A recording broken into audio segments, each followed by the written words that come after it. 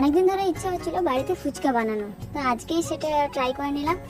তো ফুচকাটা কেমন হয়েছিল সেটা তোমাদেরকে অবশ্যই দেখাবো শেষ ভিডিওতে। তো এখন দেখতে পেলে আমি আটা আর সুজিটাকে ভালো করে মিক্স করে মেখে রেখে দিলাম। এরপরে আলুটা কেটে নিচ্ছি। তো ফুচকা করতে গিয়ে একটা জিনিস আমি খুব ভালোই বুঝতে পেরেছি, যে ঘরে করার চেয়ে আমি ওই কাকিমার দোকানে গিয়ে খেয়ে আসি মন খুলে, ওটাই আমার সবচেয়ে ভালো। এদিকে দেখো আমার আলুটা কাটা হয়ে গেছিলো, আমি এখানে কুকারে বসিয়ে দিচ্ছি সেদ্ধ করতে।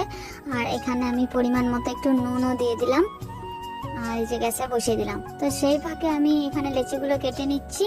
লেচিগুলো কাটা হয়ে গেলে আমি এখানে ছোট ছোট করে বেলে নেব।